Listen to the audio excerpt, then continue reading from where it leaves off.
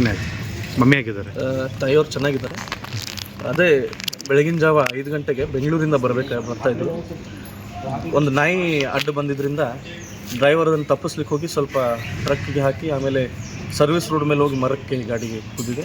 ದೊಡ್ಡ ಅಪಘಾತ ಆಗಿದೆ. ಬಟ್ ಸ್ವಲ್ಪ ಮೈನ್ಯೂಟ್ ಇಂಜರೀಸ್ ಆಗಿದೆ ತಾಯಿಯವ್ರಿಗೆ. ಇವಾಗ ಚೇತರಿಸ್ಕೊಳ್ತೀವಿ. CLP ಸಭೆ ಮುಗಿಸ್ಕೊಂಡು ಬರ್ತಾಯಿದ್ರು. ನಿನ್ನೆ CLP ಸಭೆ ಮುಗಿಸ್ಕೊಂಡು ಬೈ ರೋಡೇ ಬಿಟ್ಟರು. ಹಾಗಾಗಿ ಅರ್ಲಿ ಮಾರ್ನಿಂಗ್ ಒಂದು 6 o'clock ಈ ಇನ್ಸಿಡೆಂಟ್ ಆಯಿತು. ಮಾವ ಹೇಗಿದ್ದಾರೆ? ಮಾವರು ಚೆನ್ನಾಗಿದ್ದಾರೆ. ನಿನ್ನೆ ಅವರು ಕೂಡ ಗಾಡಿಯಲ್ಲೇ ಇದ್ದರು. ಬೆಳಗ್ಗೆ ಇಬ್ಬರು ಒಟ್ಟಿಗೆ ಬರ್ತಾಯಿದ್ರು.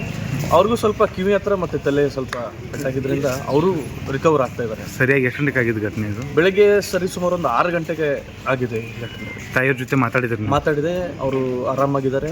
ಎಲ್ಲ ಅವರ ಕ್ಷೇತ್ರದ ಜನರ ಆಶೀರ್ವಾದದಿಂದ, ರಾಜ್ಯದ ಜನರ ಆಶೀರ್ವಾದದಿಂದ ದೊಡ್ಡ ಅಪಘಾತದಿಂದ ಪಾರಾಗಿದ್ದಾರೆ.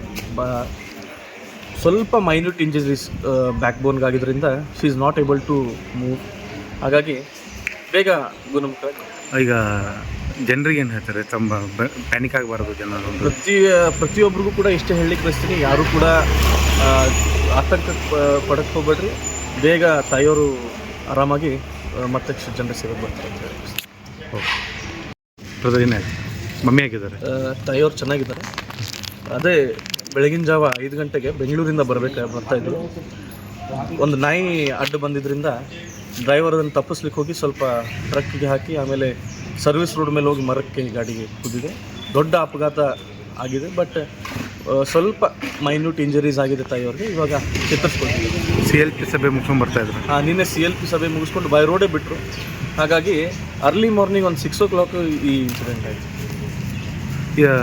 ಮಾವ ಹೇಗಿದ್ದಾರೆ? ಮಾವರು ಚೆನ್ನಾಗಿದ್ದಾರೆ. ನಿನ್ನೆ ಅವರು ಕೂಡ ಗಾಡಿಯಲ್ಲೇ ಇದ್ದರು. ಬೆಳಗ್ಗೆ ಇಬ್ಬರು ಒಟ್ಟಿಗೆ ಬರ್ತಾಯಿದ್ರು. ಅವ್ರಿಗೂ ಸ್ವಲ್ಪ ಕಿವಿ ಹತ್ರ ಮತ್ತು ತಲೆ ಸ್ವಲ್ಪ ಪೆಟ್ಟಾಗಿದ್ದರಿಂದ ಅವರು ರಿಕವರ್ ಆಗ್ತಾ ಇದ್ದಾರೆ. ಸರಿಯಾಗಿ ಎಷ್ಟು ಗಂಟೆಗೆ ಆಗಿದ್ದು ಘಟನೆ ಇದು? ಬೆಳಗ್ಗೆ ಸುಮಾರು ಒಂದು 6 ಗಂಟೆಗೆ ಆಗಿದೆ ಈ ಘಟನೆ. ತಾಯಿಯವ್ರ ಜೊತೆ ಮಾತಾಡಿದೆ. ಅವರು ಆರಾಮಾಗಿದ್ದಾರೆ.